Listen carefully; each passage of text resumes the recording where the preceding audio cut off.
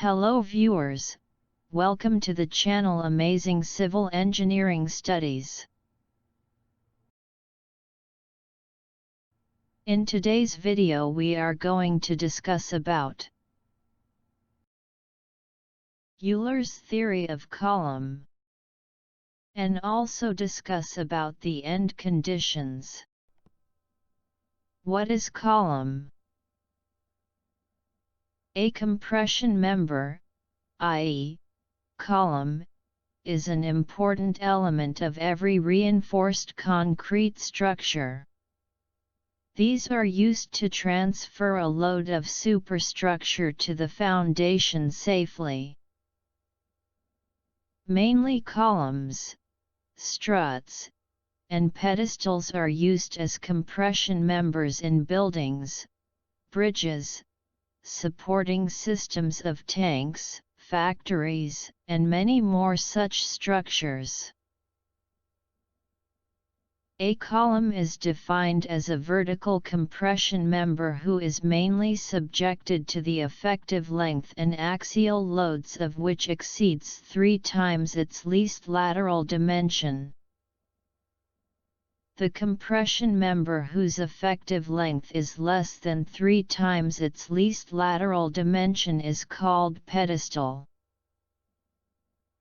The compression member who is inclined or horizontal and is subjected to axial loads is called strut. Struts are used in trusses. What is column end conditions? How much load a column can bear also depends on column end conditions. The column with fixed end conditions at both ends will be stronger than the second column of the same size, length, and material but having both ends free. The ability to carry a load will be different for both columns. The effective length of a column is calculated after knowing the column end conditions. Effective length changes with the change in column end conditions. The following are the column end conditions. End conditions. The end conditions of a loaded column can be had 4 ways. Both ends pin-jointed or hinged or rounded or free. One end fixed and other end free. One end is fixed and other pin-jointed. Both ends fixed. Equivalent length. The distance between adjacent point of inflection is called equivalent length of effective length or simple column length. Point of inflection is found at every column end that is free to rotate and at every point where there is change of axis. Now we will discuss each end condition. Both ends pin-jointed or hinged or rounded or free. The effective length of other end conditions can be found with reference to this condition. This is the standard column end condition. Effective length in this condition is equal to the length of the column. In this condition, both ends of the column are either pinned, pivoted, or rounded, as shown in the figure. L E equals L,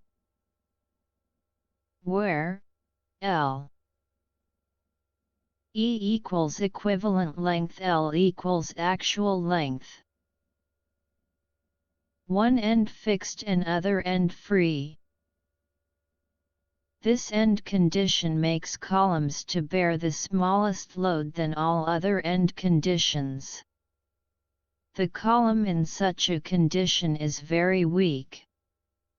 Equivalent length for one end fixed and other free is as follows. L E equals 2L. The free end will sway sidewise and the curvature in the length L will be similar to that of the upper half of the simple column, where L E equals equivalent length. One end is fixed and other pin jointed. In this condition, one end of a column is stronger, while the other end is very weak. The equivalent length for this end is as follows. L E equals L/V2. Between the top of the column and inflection point, where L E equals equivalent length, L equals actual length. Both ends fixed. Column load-bearing capacity increases with the decrease in column equivalent length. This is the strongest column end condition. Both ends fixed column carries the maximum load. An effective length for this condition is considered as half of the total column length. As shown in the figure below. L E equals L/2, the distance between two inflection point, where L E equals equivalent length, L equals actual length. Euler's theory of column buckling is used to estimate the critical buckling load of column since the stress in the column remains elastic. The critical buckling load is the maximum load that a column can withstand when it is on the verge of buckling. The buckling failure occurs when the length of the column is greater when compared with its cross-section. The Euler's theory is based on certain assumptions related to the point of axial load application, column material, cross-section, stress limits, and column failure. The validity of Euler's theory is subjected to a condition that failure occurs due to buckling. Euler's theory. The Euler's theory states that the stress in the column due to direct loads is small compared to the stress due to buckling failure. Based on this statement, a formula derived to compute the critical buckling load of column.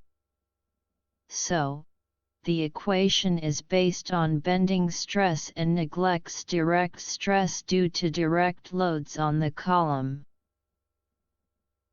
Assumptions for Euler's theory, for long columns.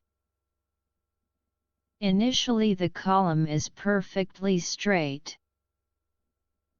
The cross-section of the column is uniform throughout its length. The load is axial and passes through the centroid of the section. The stresses in the column are within the elastic limit.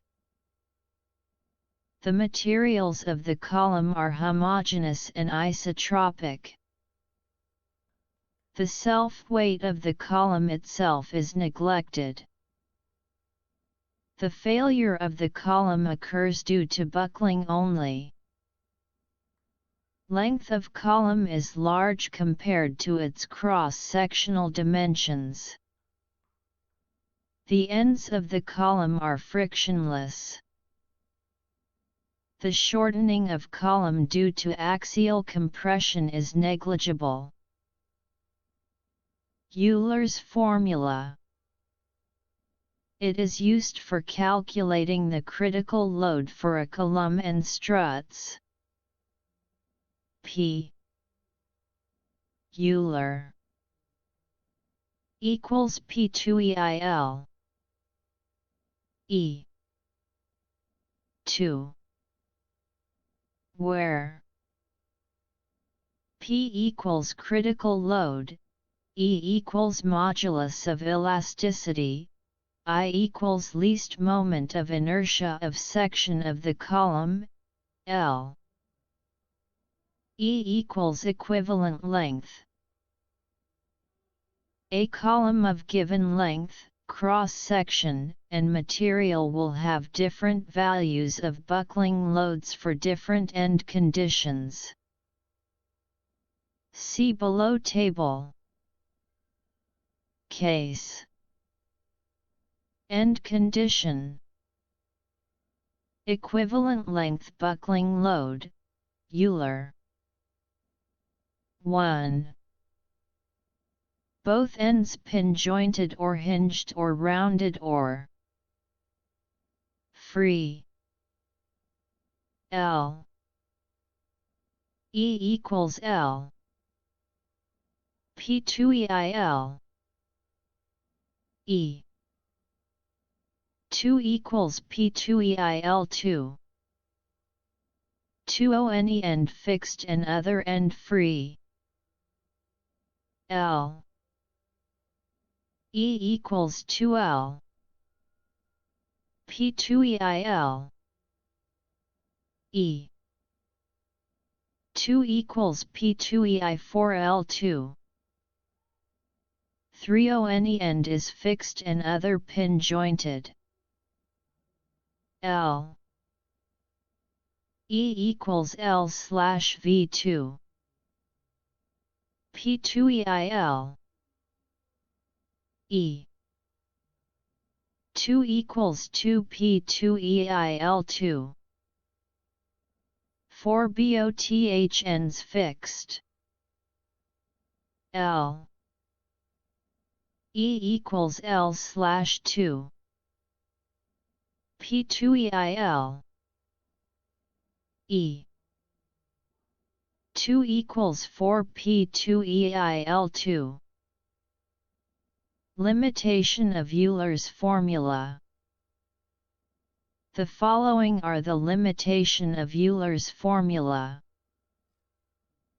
It is applicable to an ideal strut only, and in practice there is always crookedness in the column and the load applied may not be exactly coaxial. It takes no account of direct stress. It means that it may give a buckling load for struts far in excess of load which they can withstand under direct compression. Thanks for watching. For now, please subscribe, like, share and do not forget to press bell icon.